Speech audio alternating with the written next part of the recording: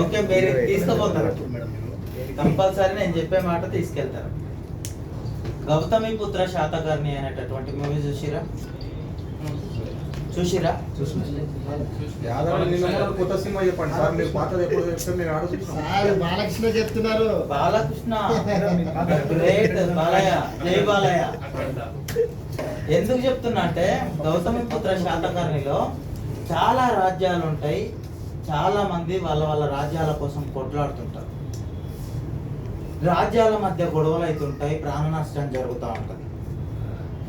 Okay, దేశం మొత్తం అక్కడ ఉన్నటువంటి రాజ్యాల వల్ల, రాజుల వల్ల జనాలు సామాన్యులు బతకలేకపోతూ ఉంటారు. ఆ బతకలేకపోతున్నప్పుడు పసివాడుగా ఉన్నప్పుడే తండ్రి మరణము ఇట్లాంటివి గౌతమి పుత్ర శాతకర్ణికి ఎదురవుతాయి. వాళ్ళమ్మ పెంచుతున్నప్పుడు, ఒక కొడుకును పైకి తీసుకొస్తున్నప్పుడు రాజ్యాలు ఈ విధంగా ఉండడం వల్ల దాని ఎఫెక్ట్ నా ఫ్యామిలీ మీద, మన రాజ్యం మీద ఏ విధంగా పడుతుందో అని బోధిస్తున్నప్పుడు ఈ శాతకర్ణి పెద్దోడ ఎదుగుతున్నప్పుడు మైండ్లో ఒక్కటే మెలుగుతూ ఉంటుంది, ఏంటంటే ఈ రాజ్యాలన్నింటినీ ఇట్లనే వదిలేయకూడదు, ఒకే రాజ్యంగా నిలబెట్టాలి, ఒకే జెండా కింద కూడా నిలబెట్టాలి. ఇప్పుడు ప్రజెంట్గా బీజేపీ ఆ స్లోగన్ తీసుకున్నది చూడండి, మీకు ఒకవేళ పొలిటికల్ నాలెడ్జ్ లేకపోతే అది కూడా ఇస్తుంది. ఒకే జెండా కింద ప్రతి రాజ్యం కూడా రావాలి, ఒకే జెండా మీద ఎగిరినప్పుడు అందరూ ఒకే సిస్టంలో పనిచేస్తారు, ఒకే విజన్ కోసం పనిచేస్తారని ఆ సినిమాలో ఉద్దేశం. ఏంటిది? ఈ వ్యక్తి చిన్నగా ఉన్నప్పుడు ఒక కళ కంటాడు, ఇది చెప్పాలనుకుంటాను. ఇక్కడ రిలెవెంట్ ఏంటి? ఇర్రెలెవెంట్గా మాట్లాడకూడదు కదా. రిలెవెంట్ ఏంటంటే చిన్నప్పుడు ఒక కళ కన్నాడు, ఆ కళ కోసం ప్రయాణం చేస్తున్నాడు, పెద్దోడవుతాడు, భార్య పిల్లలు, ఒక కొడుకుని వెనకేసుకొని శత్రువు ఏం చేస్తాడు, ఒక టైంలో నీ పిల్లగాన్ని తీసుకొని రా, అప్పచెప్పు, మాకు వీళ్ళని ఇబ్బంది పెట్టకూడదు అంటే యుద్ధంలోకి పసివాడైనటువంటి కొడుకుని తీసుకొని వెళ్తాడు తల్లిని ఒప్పించి. దేనికోసం ప్రయాణం చేస్తుండంటే తను ఇండివిజువల్గా ఒక విజన్ చూసిండు, దర్శనం అంటారు దాన్ని. ఓకే, ఆ విజన్ కోసం, ఆయన డ్రీమ్ కోసం ఏం చేస్తా ఉన్నాడంటే తను 100% ఇస్తా ఉన్నాడు. చప్పట్లు కొడదామా? రెండో విషయం ఏం చేస్తూ ఉన్నాడంటే ప్రతిదీ సాక్రిఫైస్ చేసి కూడా ఆ విజన్ కోసం నిలబడాలనుకుంటా ఉన్నాడు. అల్టిమేట్ విజన్ ఏంటి? ఒకే జెండా కింద ప్రతి రాజ్యం రావాలి. గౌతమి పుత్ర శాతకర్ణి మరణించేటటువంటి సమయంలో కూడా ఆ విజన్ కోసమే నిలబడ్డాడు. ఆ విజన్ లో ఇప్పుడు ఒక చరిత్రకారుడుగా నిలబడ్డాడు. చప్పట్లు కూడా. మనకు కానీ ఒక విజన్ ఉంటే మన లైఫ్ పట్ల, నేను ఇది చెప్పాలనుకుంటున్నాను, మన జీవితం పట్ల మనకేమైనా డ్రీమ్ ఉంటే, మన ఫ్యామిలీ పట్ల మనకేమైనా కన్సర్న్ ఉంటే, మనకున్నటువంటి దాంట్లో మన డ్రీమ్ను సాధించడానికి ఎక్కడి వరకైనా ప్రయాణం చేస్తామండి.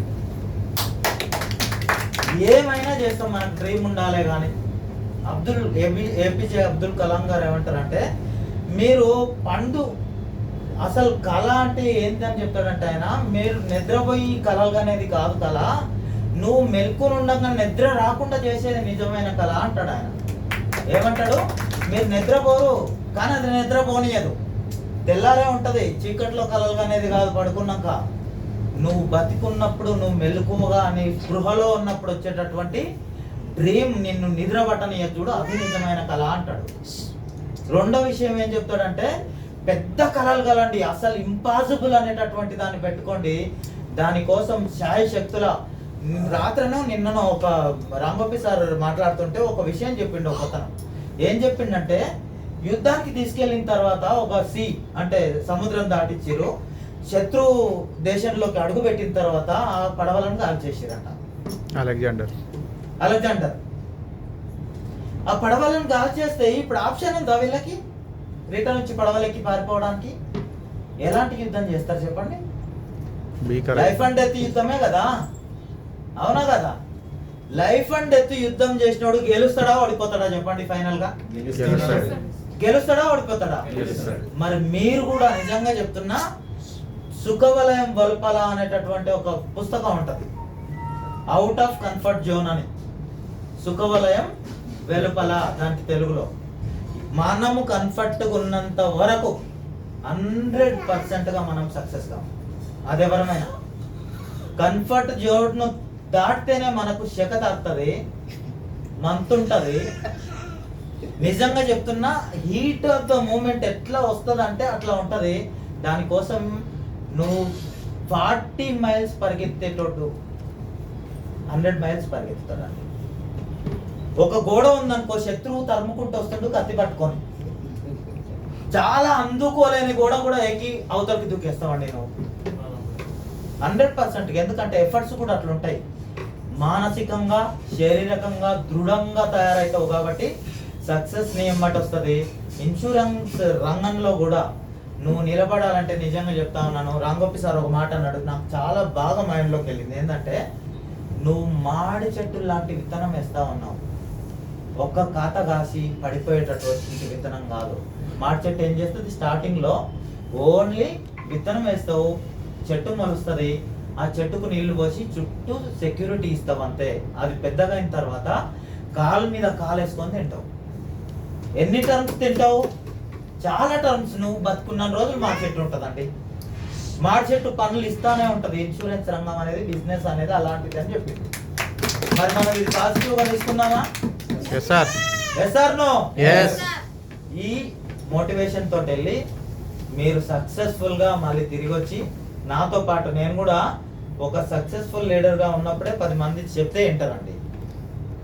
సక్సెస్ఫుల్ కాలేదనుకో, నువ్వెంత తెలివి ఉన్నా వేస్తే గుర్తింపు ఉండదు, రికగ్నైజేషన్ ఉండదు, జనాలు యాక్సెప్ట్ చేయరు. కాబట్టి మనం సక్సెస్ అయితేనే వేరే వాళ్ళు సక్సెస్ అవుతారు.